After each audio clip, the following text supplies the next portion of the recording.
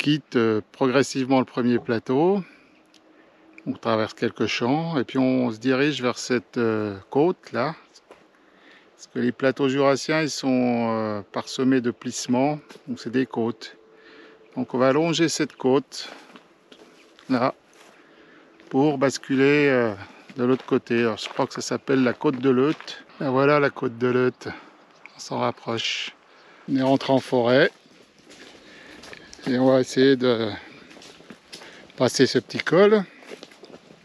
Alors là on est sur une ancienne voie romaine. Ce sont des passages très anciens. Il y a déjà du monde qui a emprunté ces chemins. Alors là devant nous on a une belle futaie de hêtres. Comme quoi il n'y a pas que du sapin. Alors on a des beaux hêtres là.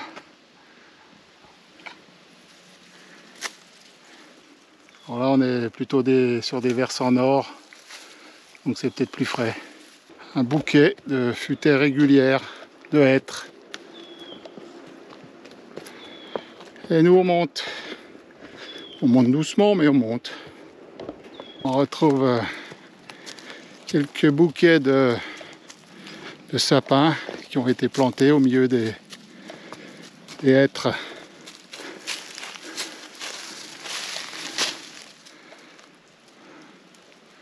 Les sapins et les hêtres en général c'est des essences qui s'entendent bien. Deux essences d'ombre. Et voilà, je crois qu'on est en haut de ce petit col. Et puis là, on est au milieu de la côte de Leute. Toujours sur cette voie romaine. On a des frênes là et des chênes aussi. Et les frênes, malheureusement, ils sont malades aussi. Et il y a quand même beaucoup d'arbres malades maintenant, quoi. Ils ont le bout des branches qui sont tout secs. Ils ont attrapé une maladie qui s'appelle la calarose depuis quelques années maintenant. Alors certains arrivent à refaire des feuilles comme celui-là. Et beaucoup dépérissent au fur et à mesure que les années passent. La calarose, ça viendrait d'Asie. Et c'est un champignon qui s'attaque principalement aux frênes. Voilà, là on a du sorbier des oiseleurs. Donc les petites boules rouges, les oiseaux ils aiment bien les manger. Il y a dû y avoir pas mal de couples là, de fêtes. C'est assez clair, il y a beaucoup moins d'arbres, de grands arbres. Et voilà ce qui se passe dessous. Là, on a beaucoup d'essence, on a là des petits arbustes du noisetier. Là on a de l'aubépine. Encore du noisetier. Là du charme. Derrière le charme là-bas qui est un peu blanc clair, c'est du merisier. Du cornouiller, c'est un arbuste. Voilà, là on a des semis assez hauts de hêtres. Donc les forêts feuillues sont beaucoup plus diversifiées que les futaies résineuses. Le sapin, il étouffe tout.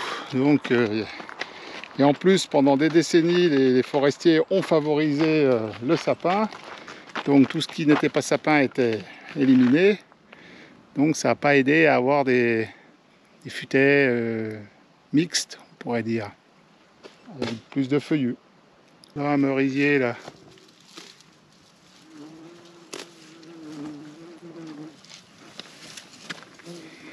Puis je parle pas des herbacées qui sont très diversifiées aussi. Bon, le peuplement est très ouvert, donc il y a un sous-étage qui s'installe, vu l'apport de soleil. Et voilà, c'est très dynamique. En très peu de temps, on repart avec des arbres. Enfin, tout est relatif en très peu de temps, mais là, ça va vite, quoi. Là, les coupes ont dû se faire il y a quelques années, peut-être 7-8 ans. Je pense qu'il y a eu pas mal de coupes sanitaires du fait que les frênes sont malades. Encore un bel érable sycomore cette fois-ci.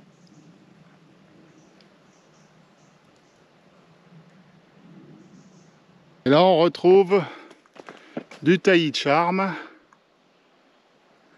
avec des chênes.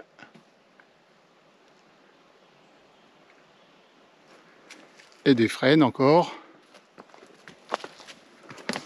Voilà, là on a un chêne.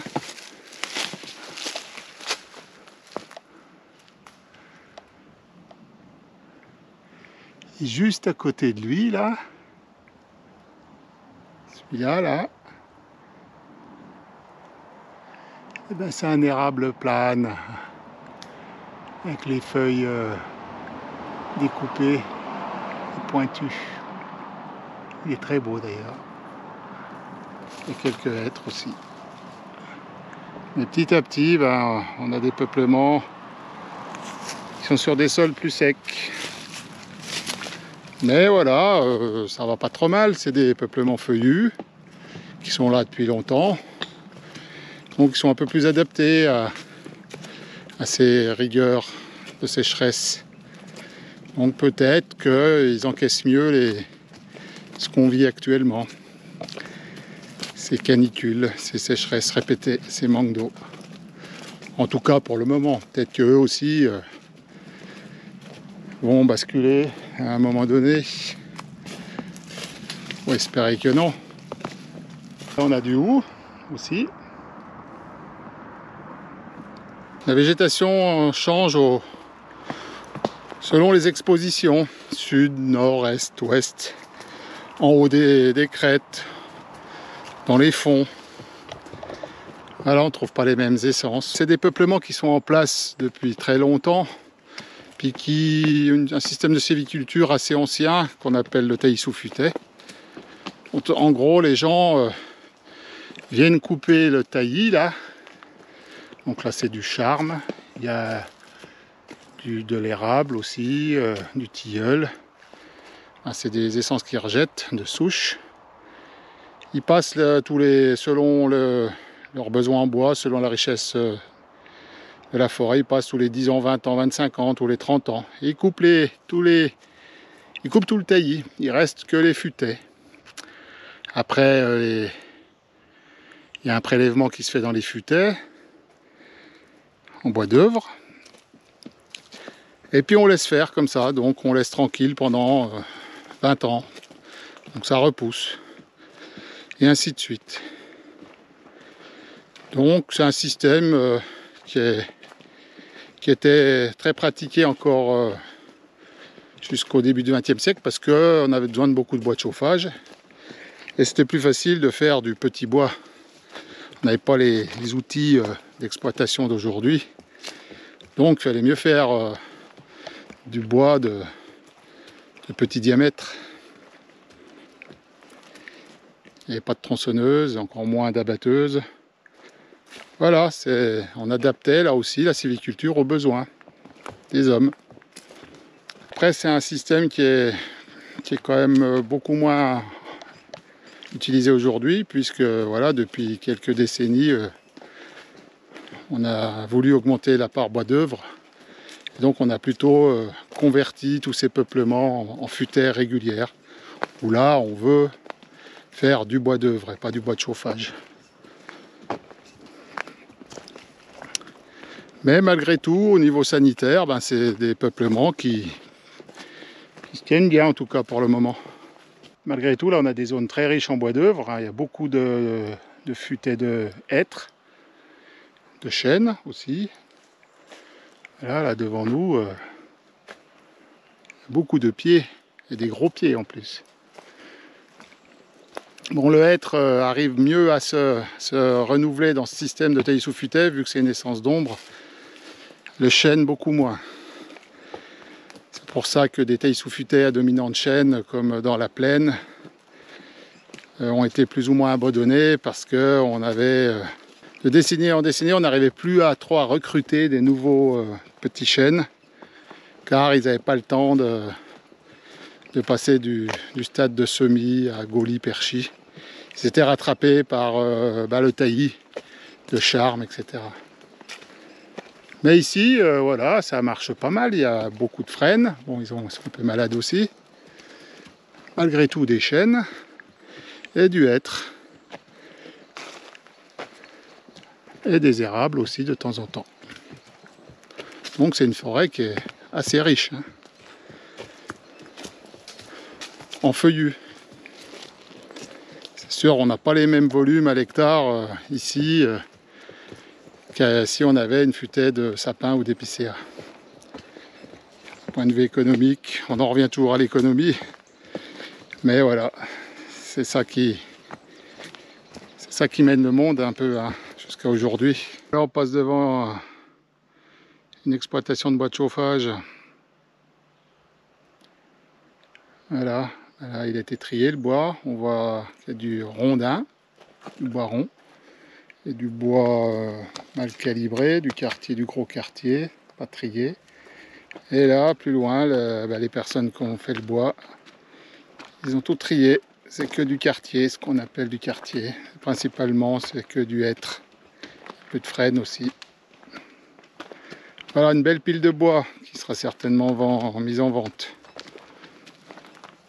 On est toujours sur la côte de Leuth, mais côté sud. Et là, on voit que la végétation a complètement changé. On a de l'alisier blanc ici, des petits chênes, des frênes, mais qui font 10 mètres de hauteur.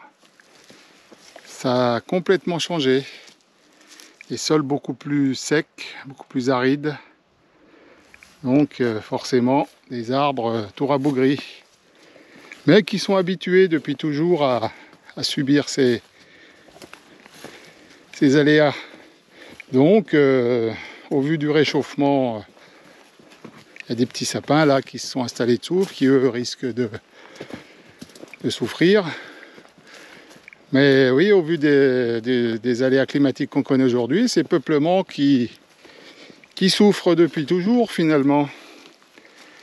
Et bien ma foi, peut-être que c'est eux qui vont mieux résister. En tout cas, ils vont peut-être permettre de garder une couverture forestière.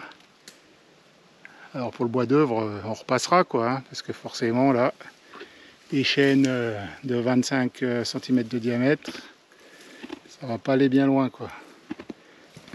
Maintenir un couvert végétal très diversifié, peut-être qu'on va être bien content de trouver ce genre de forêt d'ici 30-40 ans.